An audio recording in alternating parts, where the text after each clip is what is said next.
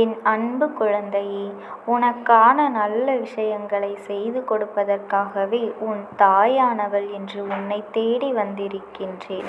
என் தங்க குழந்தையே, இனி உன் வாழ்க்கையில் மகிழ்ச்சி மட்டுமே கிடைக்கப் போகின்றது. இத்தனை நாள் உன் வாழ்க்கையில் இருந்த அத்தனை பிரச்சனைகளும் உன்னை விட்டு விலக வேண்டிய நேரம் வந்துவிட்டது.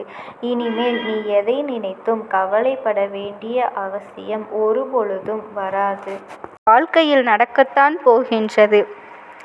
என் தங்கமே, ஒவ்வொரு நாளும் உன்னுடைய வாழ்க்கையில் நடக்கின்ற சில விஷயங்களை பார்க்கும் பொழுது இந்த துரோகத்தின் மறு உருவமாகவே உனக்கு தோன்றுகின்றது.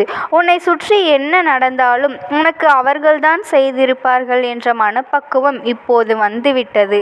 ஏனென்றால் என் குழந்தை பட்ட காயங்கள் அத்தனை அல்லவா அதிகமாக சுற்றி சுற்றி வந்து கொண்டிருக்கிறார்கள். உடனிருந்து கொண்டே அவர்கள் செய்த விஷயங்களை உன்னால் இன்று வரை மனதார ஏற்றுக்கொள்ளவே முடியவில்லை.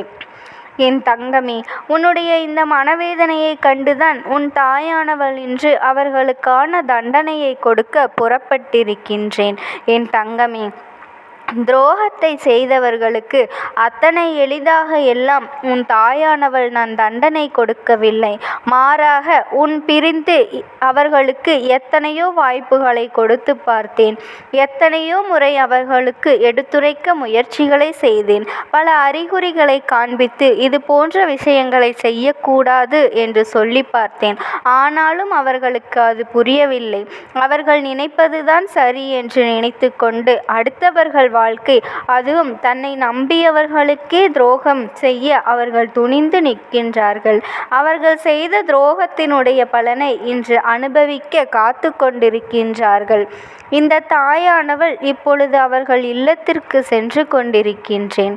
என் தங்கமே, அன்று அவர்கள் ஏற்கனவே சொன்னது போல இன்னமும் உன் மீது வன்மத்தோடு தான் இருக்கின்றார்களா, அல்லது உனக்கு செய்த பாவங்களை இப்பொழுது புரிந்து கொண்டு மனம் திருந்தி இருக்கின்றார்களா என்று பார்த்துவிட்ட பிறகு அம்மா ஒரு 2 விதமான முடிவுகளை எடுக்கப் போகின்றேன். என் தங்கமே, ஒருவேளை அவர்கள் மனம் திருந்தி இருந்தால் அவர்கள் வாழ்க்கையை அவர்கள் நல்லபடியாக வாழ்வார்கள். ஒருவேளை அவர்கள் திருந்தாமல் இருந்தால் மீண்டும் அதே மனநிலையோடும் அல்லது அதைவிட அதிகமாக உனக்கு கஷ்டங்களை கொடுக்க வேண்டும் என்ற மனநிலையோடு இருப்பார்களானால் அதற்கான தண்டனை அவர்களுக்கு உறுதி. அதை யாராலும் இனிமேல் தடுத்து நிறுத்தவே முடியாது. இந்த மகிழ்ச்சியான செய்திதான் உன்னை தேடி வரப்போகின்றது. என் குழந்தை, நீ எப்பேற்பட்ட குழந்தை தெரியுமா? எனக்கு மிகவும் நெருக்கமானவர்கள். அதனால் அவர்களுக்கு தண்டனை எதுவும் நீ கொடுக்க வேண்டாம். மாறாக அவர்கள் மனதை மாற்றினால் போதும் என்று நீ சொல்வாய். உன்னுடைய எண்ணங்கள் எனக்கு நன்கு புரியும். உன்னை போன்ற நல்ல மனதுடைய ஒரு பிள்ளைக்கு எப்படிதான் துரோகங்களை செய்வதற்கு இவர்கள் மனது வந்ததோ தெரியவில்லை. இன்னும் சிலர் இருக்கின்றார்கள். எப்பேற்பட்ட துரோகத்தை செய்வார்கள் தெரியுமா? ஒரு குடும்பத்தையே அழித்து விடுவது, உடன் இருந்து கொண்டே அவர்களோடு இருப்பவர்களின் மீது ஆசைப்படுவது, இப்படி தேவையில்லாத எண்ணங்களினால் ஒரு குடும்பத்தையே அழித்துவிட்டு நிர்மூலமாக்கிவிட்டு சென்று விடுவார்கள். இது போன்ற துரோகத்தை செய்யக்கூடியவர்கள் இன்னமும் இருக்கத்தான் செய்கின்றார்கள். என் தங்கமே, நீ எந்த அளவிலாவது தப்பித்து கொண்டாய் என்று நினைத்தில் முதலில் சந்தோஷப்படு. இந்த தாயானவள் உன் வாழ்க்கையில் உன்னை காப்பாற்ற இருக்கின்றேன். இது போல யாருமே இல்லாமல் எத்தனை பேர் இருந்து கொண்டிருக்கின்றார்கள். ஆனால் என் பிள்ளை, உன்னோடு இந்த தாயானவள் இருக்கின்றேன். உனக்கு கஷ்டங்களை கொடுக்கின்ற எதிரிகளை செய்ய நான் தயாராக இருக்கின்றேன். என் தங்கமே, உனக்கு கஷ்டங்களை கொடுப்பவர்களை தண்டனை கொடுக்க நான் எப்போதோ அவதாரம் எடுத்து விட்டேன். என் தங்கமே, நான் செய்ய நினைக்கின்ற இந்த விஷயங்களை உன் வாழ்க்கையில் நிறைவேற்ற வேண்டியது என்னுடைய பொறுப்பு.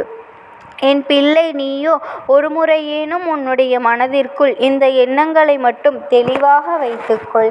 எத்தனை துரோகங்களை யார் செய்தாலும் அவர்களுக்கு தெய்வத்திடமிருந்து தண்டனை கிட்டும். அந்த தண்டனை எப்பேற்பட்டது என்பதை பற்றி அவர்கள்தான் யோசிக்க வேண்டுமே தவிர, ஒவ்வொரு நாளும் உன் வாழ்க்கையில் உனக்கென்று செய்ய நினைக்கின்ற சில விஷயங்களை பற்றி நீ யோசித்து கொண்டிருக்கின்ற நேரத்தில் ஒரு முறை இந்த தாயான தாயானவள் உன்னோடு இருப்பதை உணர்ந்து கொண்டு அந்த செயலை நீ செய்ய நினைப்பாயானால் நிச்சயமாக உனக்கு பயம் என்ற ஒன்று எப்பொழுதுமே இருக்காது.